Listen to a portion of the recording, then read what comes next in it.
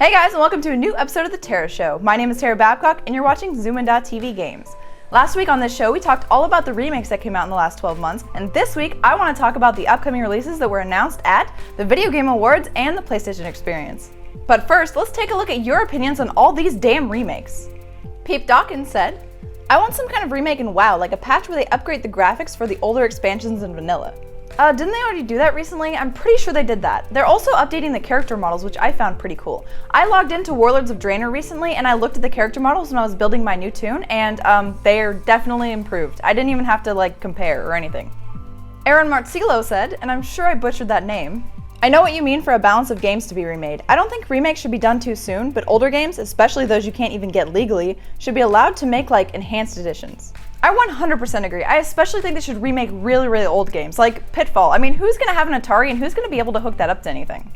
And lastly, Alenia Euros said, I wouldn't call remasters a remake. Remakes would have to do something like Mario 64 DS. That game brought new characters to play as, somewhat tweaked storyline, and brand new stages as well as a few tweaked stages. That's a remake. I agree that we might have been a little bit hasty on what we call a remake, and some of them were remasters, of course, DuckTales remastered, but I really think that those count as remakes for the concept of that video. Alright, let's jump into this week's topic. On Friday night at the Video Game Awards, many new games were announced. Really cool games, including the new Legend of Zelda. Are you sure that this will be released next year? Yes. All of the staff members are working together and doing their best. And then on Saturday in Las Vegas, they had the PlayStation Experience, and they showed a bunch of new cool indie games as well as new footage of Uncharted 4. Oh no! Oh no!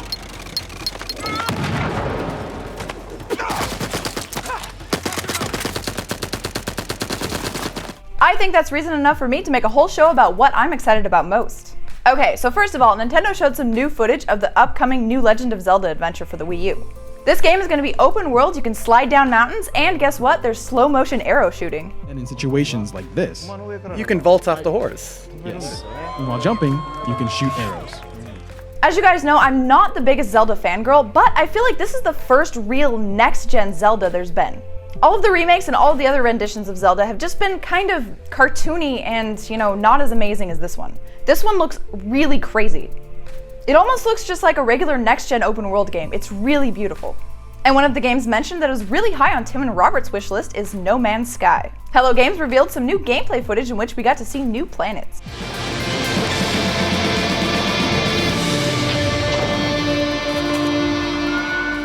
Okay, so this game is super trippy and kind of interesting, but at the same time, I'm pretty sure I'm gonna get motion sickness from this one. So as cool and trippy and beautiful as it seems, I'm probably not gonna play it because of that reason. Until Dawn was originally announced as a PlayStation Move game for the PlayStation 3, but now it's coming to PlayStation 4. It reminds me a bit of Heavy Rain, but of course with a horror theme.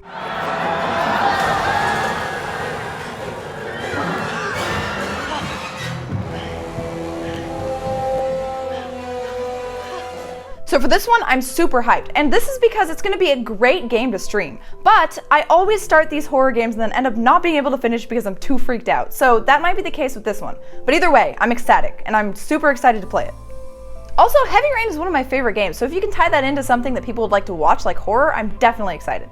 And Namco Bandai has finally shared their first trailer for Godzilla. Now, this reminds me a lot of Rampage from the old days, where you get to climb up the buildings and kind of hit the buildings, and there's people inside showering, and you can take the power-ups and all that stuff. And that was one of my favorite games when I was growing up. But this kind of seems like something I'm not that interested in. It almost feels like a movie game, and I don't really like those. But at the same time, it is pretty graphically stunning.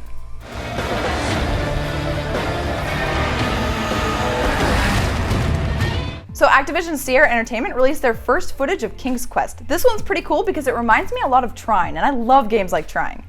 Metal Gear Online 3 has been revealed by Hideo Kojima, and it looks just as awesome as the upcoming Metal Gear Phantom Pain. Metal Gear Solid, as most of you know, is one of my favorite franchises, but I'm not caught up, so this is the motivation I need to start getting there.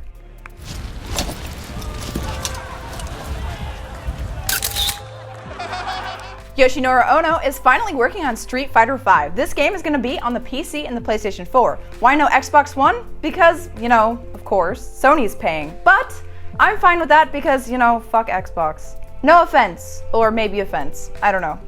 Either way, PC Master Race.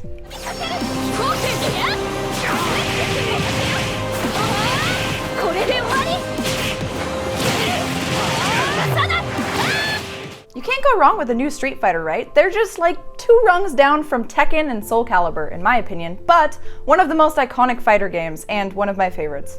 Just not my favorite. M. Bison is pretty hot though, I would definitely hit. The Orcs Must Die series is going to make its debut on the PlayStation 4 with Orcs Must Die Unchained. This game is, to me, cute, and I don't know why, and I want to play it, but I feel like it's going to be one of those games that I just, play for a little bit and then put down. I don't know. What do you guys think? The open world survival game, The Forest, is going to make its console debut on the PlayStation 4. It's already out on Steam, if you guys were wondering. And this means another stupid fucking jump scare game that I'm going to get into and then get freaked out by. Yeah, that's what that means. And it's annoying, because I'm going to play it. As it is a tactical thinking man brawler. I should say thinking woman's brawler. Gamergate's gonna fucking kill me, but okay. Third-person shooter game Drawn to Death is a game that was probably drawn by Tatmoo. It's that silly. Tatmoo? It's Tam2, Tara! Please! Tam2.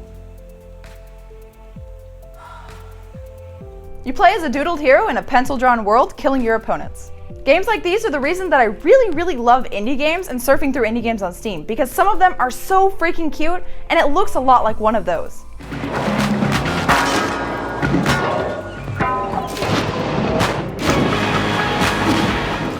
Gang Beasts! This 4-player wrestling game is making its PlayStation 4 debut. It's already out on the PC, and it looks fucking retarded, which means I'm interested in it.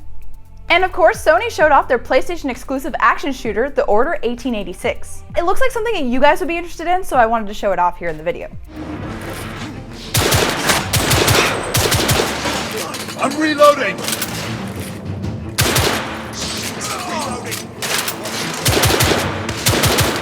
There were a couple others that looked kind of interesting but didn't make the list. You guys should look up the full list and let me know down in the comments what you are most excited about from these 2 events. Did you like the events? It's almost like we have an E3 here in early December, which is pretty fucking cool. E3 is always like Christmas in June. Now we can have Christmas around Christmas. How would you guys like it if Sony, Microsoft, and Nintendo had more shows instead of waiting for the Tokyo Game Show, Gamescom, and E3? I think it's pretty cool. More shows, more video game releases, I'm down. Don't forget to like the video, subscribe to the channel, and make sure you check out my own personal channel down in the description. Bye guys, see you next week. 17 long years ago,